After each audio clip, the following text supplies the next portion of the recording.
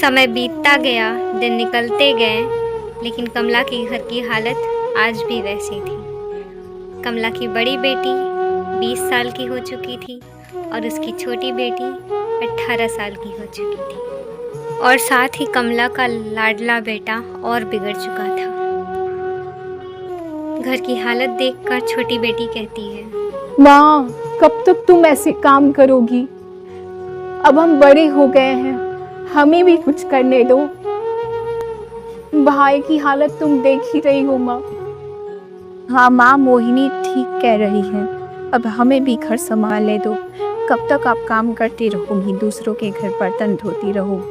अब हम बड़े हो गए हैं, अब हमें घर संभालने दो। नहीं बेटा, तुम पढ़ाई पर ध्यान दो। मैं नहीं चाहती कि तुम्हारी जिंदगी भी मेरी तरह बन जाए।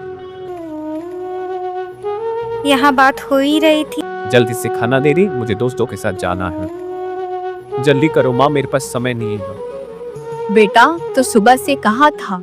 तो देख रहा है ना हमारी घर की हालत। माँ, आपको उससे क्या, मैं जैसे जी रहा हूँ मुझे जीने दो।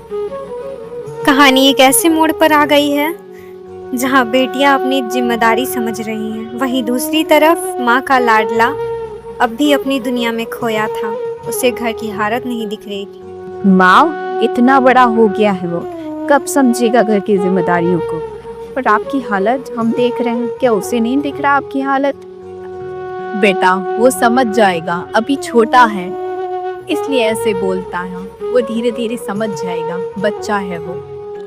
उस दिन पहली बार बेटियों ने अपने भाई के खिलाफ आवाज उठाई, लेकिन कमला आज भी अपने बेटे को समझाने के बजाय बेटियों को ही चुप करा रही है। बेटे के मुंह में कमला इतनी अंधी हो गई है कि उसे सही गलत नहीं दिख रहा।